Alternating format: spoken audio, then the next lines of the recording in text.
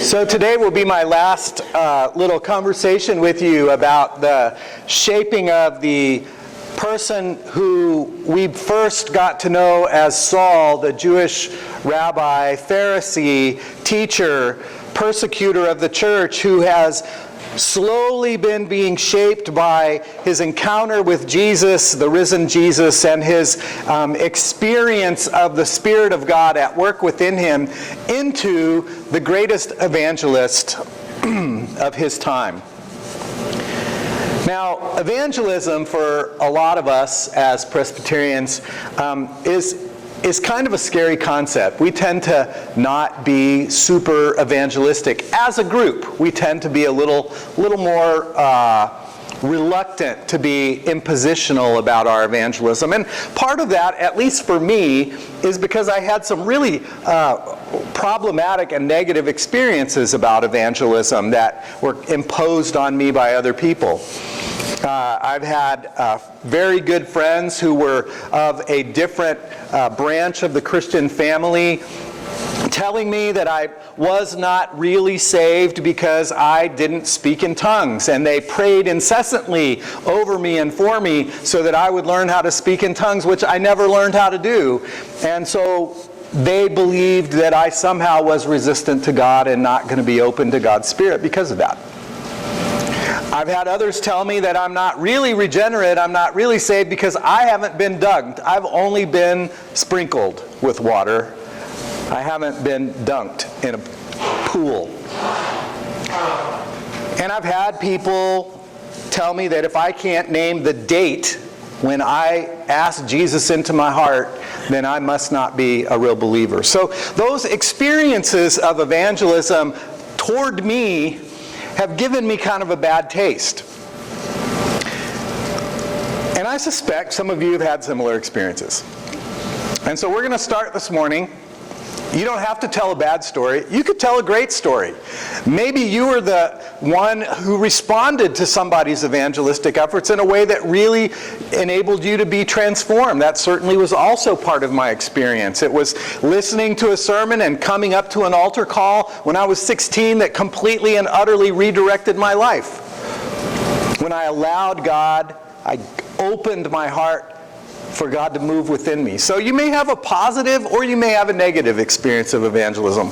But I want you to share with somebody today for just a couple of minutes one of those stories. Just very briefly, one of those stories, positive or negative, about evangelism and your life. So ready, set, go. You got a couple minutes. You may have to move around. There's not as many of us today. So find somebody to share that with.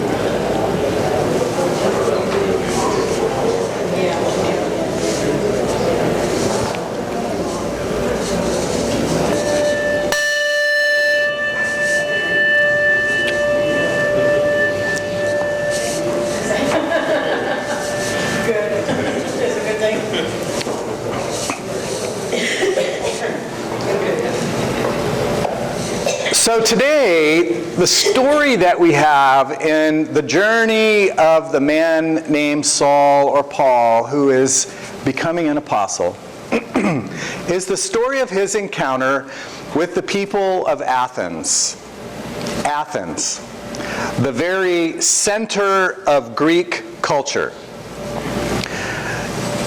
Athens was a cultural hub for ideas, for religion, for philosophy, as well as a center for commerce and exchange of people from different nations. And Paul, this good Jewish boy, finds himself in the midst of Athens, seeking to communicate his experience of Jesus Christ. Now,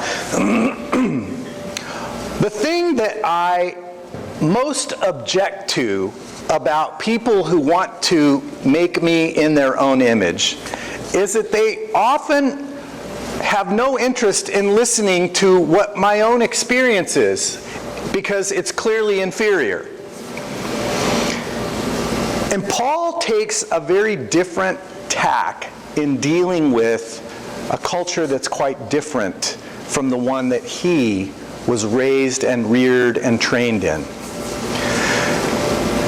Our elders, a few months ago, went to a retreat that's part of a project that Divine Redeemer is participating in called the Philippians Project. And Pastor Mark Ramsey, who's at Westlake Hills Presbyterian Church, was sharing how we are in a cultural moment, and I've mentioned this to you in a few sermons a while ago, that we're in a cultural moment that is it is a tidal wave of change.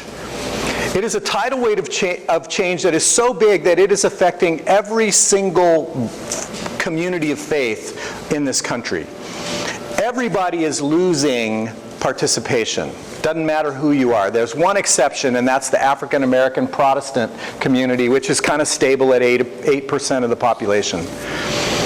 But every other Christian community, Jewish community, every other community of faith is losing membership, because the culture that we are attempting to articulate our faith within is so different, and the ways in which we have been articulating our faith are so ineffective within this new cultural dynamic that people just aren't hearing what we have to say. It's not working. It's just not working. And so we have to figure out how is it that we can do this important, essential work of communicating our experience of the grace and the love and the mercy of Jesus Christ. How do we do that in a way that actually connects with people? Because when you confront that kind of wildly different cultural shift from what you are used to, there's three ways you can respond to it. You can run away from it and enclave yourself in a little time capsule environment where you just do things the way you've always done them and believe what you've always believed and try to purify your community so that it doesn't get contaminated by the world around you, and that's an option. And historically, there are different folks who have chosen that option to preserve their identity. The Amish communities in a variety of places in our country have withdrawn technologically and religiously from much of American life. They have tried to preserve their identity and not get mingled in with American secular culture. Monastic communities, historically, are another way in which people separated themselves. John the Baptist was part of the Essenes, who was a community back in the first century of Judea who moved into the desert and lived in the desert apart from everyone to try and purify themselves. So that's an option that many religious communities take. The second option is kind of capitulating completely to what's going on, and it's kind of like when in Rome, live like a Roman, you know? You just kind of do what the culture is doing. You don't put any kind of ands, ifs, or buts in the way. You just kind of give into it. kind of like kids do when they go to college sometimes, right? Anybody have that experience? So it's possible to just kind of let go of everything that you learned and just give in. But there's a third way. There's a middle way, which I think is the way that Paul is offering us as his own example. It's a way that seeks to be what Jesus referred to as the leaven in the lump, the yeast in the dough. You don't lose your identity. You hold on to your identity, but you bring it to the culture in an effort to be a leavening or enriching or blessing influence within that culture. And you seek to engage in dialogue with that culture in ways that are mutually respectful of one another. It's not a wholesale condemnation or a wholesale withdrawal or a wholesale abdication of what you believe and hold valuable. But it's an attempt to say, there's got to be some common ground here that we can all talk about together. August 1st, this coming Tuesday, Texas Impact, which is a lobbying organization that acts on behalf of faith communities in Texas, and our presbytery is a member of Texas Impact, is gathering together religious leaders from across the state to speak out against the bathroom bill that is before the state house now. We believe that it's a bill that is fundamentally discriminatory and not going to solve even the problem it purports to solve. Our executive presbyter is speaking in that environment. When we as people of faith engage in the culture in that way, you can't just come and bring your Bible arguments to a conversation which includes people who don't share your Holy Scripture as a foundation for anything. You have to bring that conversation into a different arena. And the way we usually talk about that is that we bring that into an arena of values. What are the values that we hold in common that then can lead us to take certain steps together? Because we share those values. We may come to those values from different angles. We may get there from a different place. Our starting place may be very different. We might be atheists, or we might be Christians, or we might be Jews, or we might be Muslims, or we might be Buddhists, or we might be agnostics. We might be any of those things and still come to a place where we hold the common value that discrimination is wrong. And that is the place that we together can act from in order to leaven the lump, in order to make our society a less discriminatory place. You see how that works? That's not retreat. It's not acquiescence. It's here I am. Where can we stand together? What is the ground that we share that from which we can build together something that is good for all?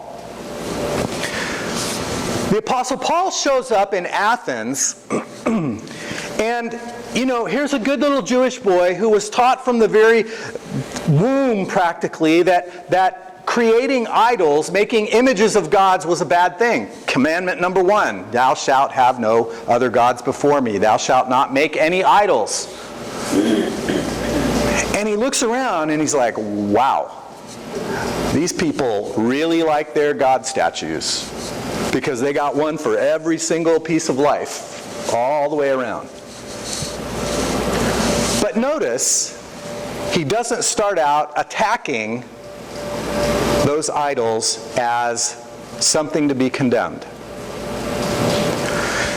He's also, as a good Jewish boy, observant of some other dimensions that would have rubbed him the wrong way. But he doesn't engage on those places from his particular and peculiar Jewish religious identity. When Paul goes to the synagogue, he always presents Jesus as the Messiah who has come. You can't talk about a Messiah coming to Greek society because they don't have any hope for a Messiah. Messiah had no relationship to Greek culture or religion. That was not a concept that was familiar to them. So to say the Messiah has come would have meant absolutely nothing to them. So what does Paul do? How does he engage? The first thing he does is he goes where they are rather than expecting them to come to the synagogue where he usually went. He flips the paradigm. Our job is not to just bring people here to hear the good news. But if we really want to reach people who are not here, then we need to go where those people are.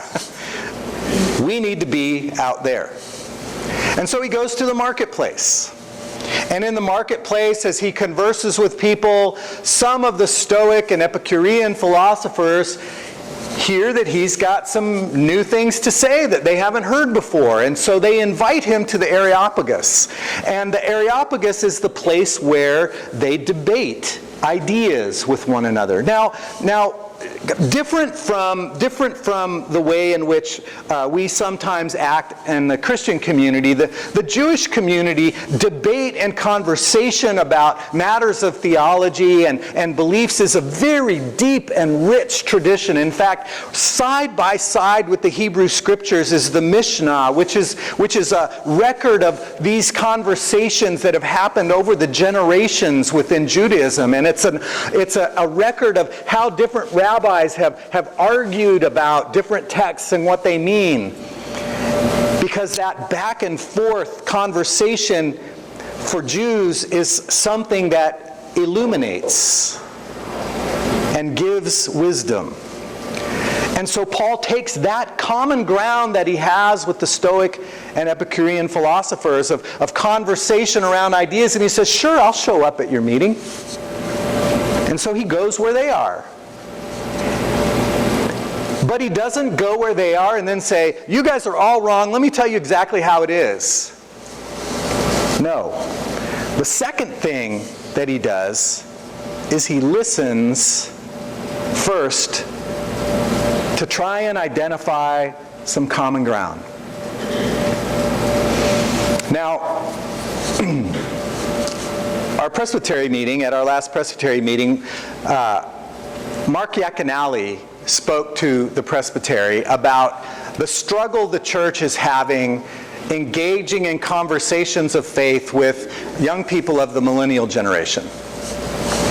And they brought him to train us, to teach us how to do that better, and some steps that could help us. And interestingly, the steps he suggests are almost identical to what we see happening with Paul in this particular text. The first thing he said is you got to go where they are. He said, do not expect millennials to come back to the church as you know it. Because the church as you know it is clearly something that does not interest them. And the church will have to change and become something new before millennials are ever going to want to come and be a part of it. So we need to go where they are first before we expect them to come to us. He was hired by the seminary to spend 3 months getting to know the millennial community in the Austin area. And so he was going to various things that were being done by, sponsored by, carried out by various groups of millennials. And he was listening to what was going on in those communities. And he discovered some very fascinating things, because one of the things he was listening for is common ground. Where's the common ground between these kids and the church? So Paul does that.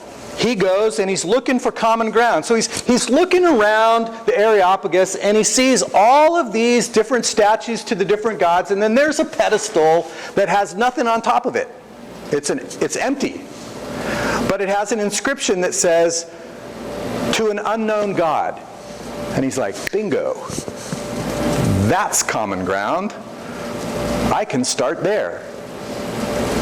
And he says, "It's clear to me that you are a very religious people," affirming their religious nature.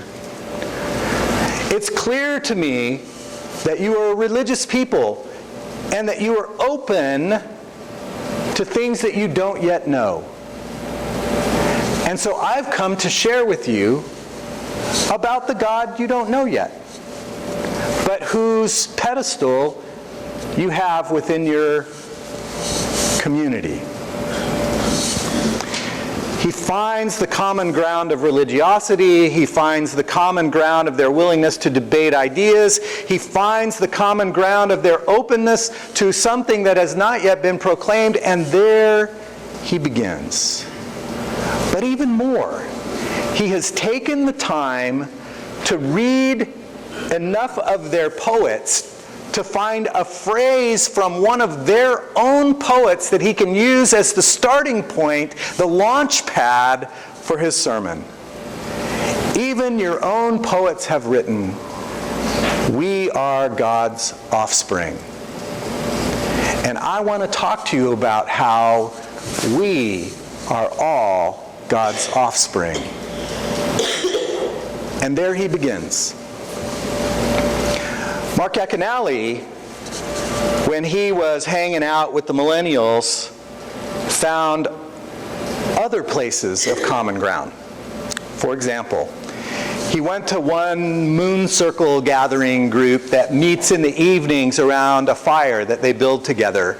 And so, he was talking to somebody who was telling him about it, and he said, "Oh, I'd love to come." And I said, "Come on." And so he went. And so these young people gather around and they build a fire. And most of these kids are not churched kids, right? These are young people who've not been raised in the life of the church. And so what do? They gather, and one of the leaders in the group says, "Hey, okay, so who's got what to offer tonight?" And so somebody's got a reading, another person's got a poem that they wrote, somebody else brought some rosemary twigs that they want to, share with people, and somebody else has got a song or two that they wrote or that they learned that they want to share. And so he says, "Okay, everybody that's got something, come over here, and we'll figure out how to organize this." And Mark Yaconelli said, "Sounds to me like a worship committee meeting." How do we put these things in order so that they make sense? How do we put this reading and this song and this poem and this scripture? And so we waited, and as a part of that, as that meeting went on, the kid who had the rosemary sprigs that he had just cut from his garden, he said, "I thought it would be really cool if everybody would take a rosemary sprig and they could think about something that's kind of getting in the way of their life, getting in the way of their ability to move forward, and they could think about that and then name it as we throw it in the fire." And Mark Yaconelli said, "Sounds to me like a prayer of confession." And he watched these young people create a worship service without ever having been in a Christian worship service. They created a worship service that had all kinds of common ground. And after he experienced it with them, he said, "Wow, this was so interesting. We do something a lot like this every Sunday." "Oh, really?" "Yeah, let me tell you how that works." And so from their experience, he began to share his own experience with them. Their religious sense is deeply embedded in their DNA. It's not going to go away. But if we can experience what they are naturally coming up with and use it as a bridge to converse about our experience of the holy, then we have a conversation that is mutually beneficial. Another example he gave is that as he talks with millennials, he discovers that many, many, many of them have a deep passion for transforming the world in a positive way. They are deeply invested in matters of justice, often in matters of refugee assistance and in issues around global warming. They are deeply committed to causes. And so he was talking with one young person about the cause that he was promoting. He had an idea, he started it, he created his own little nonprofit. They have an office that's about this big in an incubator where they're paying, $700 or $800 a month just to have a little space where they can work together. And Mark said, have you thought about asking any churches if they might have some space for your office? I bet you could get it for about half that, if not less. And the kid looked at him and said, you mean churches would do that? And he's like, yeah. Churches would be really happy to do that. To give you some space to do good work that they also believe in? Absolutely they would. He was like, whoa. And he said, and you know what? Churches also have people that might be willing to volunteer and help you in your effort to address climate change or to address immigrant injustice or whatever it is that they were working on. And he said, are you kidding me? Church people would do that? It's like, yeah, they're already doing it, actually. And so from a place of sharing a passion for making the world a better place, Mark Yaconelli was bringing that conversation back to the church and demonstrating what the church has to give and share with millennials. But we got to do that out there, not here. We've got to stand with them and listen first before we start telling people what they need to do different. In fact, we never should do that. What we should do is say, this is what we've experienced. This is where the power in my life comes to sustain this kind of work, which we've been doing in this neighborhood for 100 years now. It comes from an experience of God loving us no matter what, of God accepting us as we are, of God forgiving us when we screw up, because we all do. It comes from humility and recognizing that we don't have all the answers, but we do have something to give. You got to go where they are. You got to listen first and find the common ground, and then you share what you have in humility and generosity. And that is how we need to do evangelism in this coming time. It's different from what has been, but it's exactly what Paul did. And the last piece is you got to leave the response up to God. Paul had 2 people in Athens become followers in his way. Just 2. Athens is a big town, probably about as big as San Antonio. Just 2. But it was the beginning, the first seeds. And Paul was not discouraged, for he kept engaging community after community after community after community in the same way. And had he not continued to do that, you and I would not be here today. But here we are. Here we are. So, as we look at the world around us, which is changing so rapidly, as we look at the generation coming after us that we are kind of befuddled as to how to engage, I offer you those suggestions, straight from Paul's experience. Go where they are. Listen first. Find the common ground. Share with humility. And leave the results up to God. That's how God raised up the greatest apostle of that generation. Perhaps God has an apostle to raise up right here. Who knows? It could be even you. Let us pray. Ayúdanos, oh Dios, a descubrir de nuevo la sabiduría de nuestro hermano Pablo. Ayúdanos a no retirarnos de la sociedad, a no completamente descuidarnos dentro de la sociedad, sino danos sabiduría para poder entablar una conversación honesta y auténtica con los jóvenes de nuestra comunidad, para descubrir sus pasiones y intereses y deseos y unirlos donde se puede a los que compartimos como hijos tuyos y tuyas. Por Cristo te lo pedimos. Amén.